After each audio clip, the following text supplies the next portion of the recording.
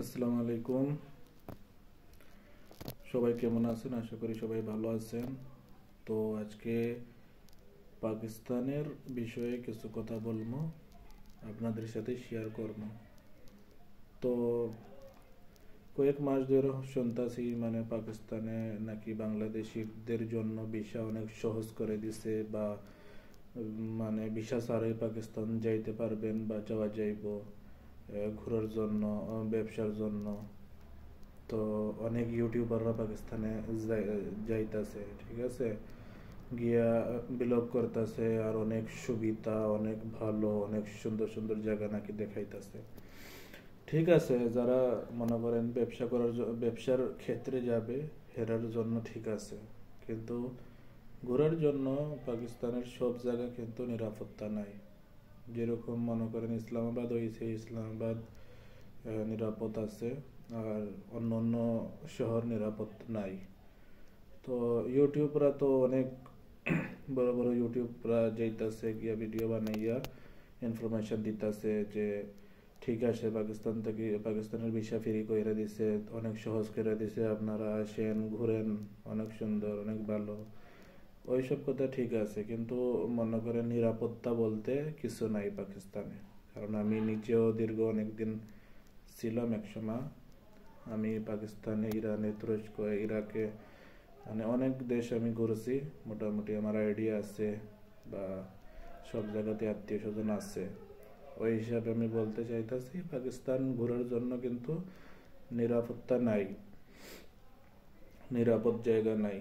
পাকিস্তানিদের নিজেই নিরাপত্তা নাই, তো আপনি তো বাংলাদেশ থেকে যাইবেন, এক দেশ থেকে, ইন্ডিয়া বাদ দিয়া, মানে কত অনেক দূরে হয়ে যায় না বাংলাদেশ থেকে ইন্ডিয়া, এরপরে হয়েছে গিয়ে পাকিস্তান।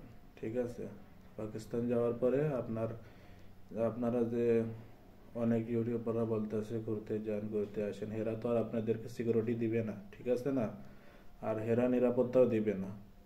তো আপনারা যান, যাইলে আপনারা মনে করেন অনেক কেয়ারফুলভাবে থাকবেন, কেয়ারফুলভাবে চলাফেরা করবেন, কারণ নিরাপত্তা নাই।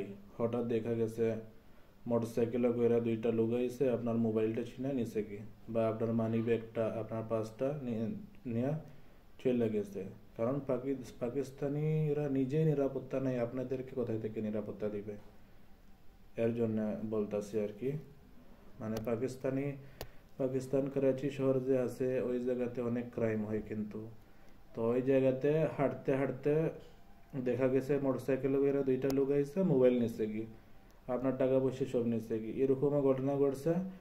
মাস শেষে বেচারা বেতন পাইছে, বেতন নিয়ে বাড়িতে ফিরবে, এর ভিতরে ডাকাতি হয়ে গেছে, সব টাকা নিয়ে চলে গেছে।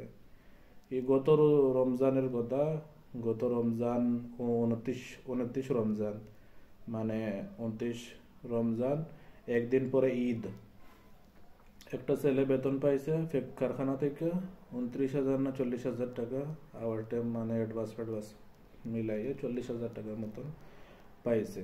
তো ফ্যাক্টরি থেকে সে বের হয়েছে, কোম্পানি থেকে বের হইয়া কিছু জায়গা গেছে, দুইটা লোক ঠাস করে আসলো, আসার পরে একটা অস্ত্র দেখাইয়া, অস্ত্র এর মাথাতে রাইখা সব টাকা পয়সা নিয়ে চলে গেছে।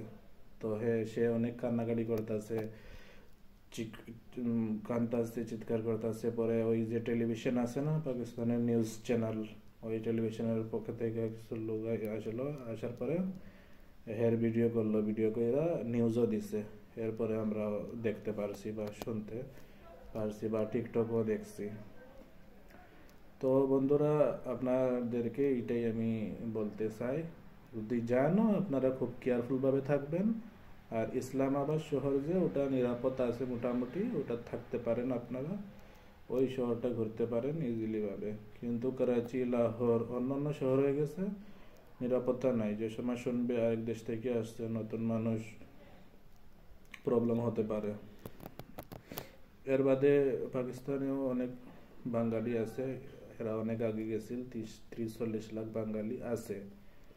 কিন্তু আপনাদের আত্মীয় স্বজন যদি হয়, তাইলে দেখা গেছে সুযোগ সুবিধা আপনি ভালো পাইতেছেন, বা একটা সিকিউরিটি পাইতেছেন, সাপোর্ট পাইতেছেন, এর সাথে আপনারা ঘোরাফেরা করবেন। কিন্তু একা একা শুধু শুধু সব জায়গাতে ঘোরাফেরা করবেন না, বিপদে পড়বেন। তো আপনাদেরকে এই ইনফরমেশন দেওয়ার জন্যই আজকে আমি আপনাদের সাথে সামনে আসছি। তো সবাই আমার জন্য দোয়া করবেন। ভালো থাকেন। আল্লাহ হাফেজ।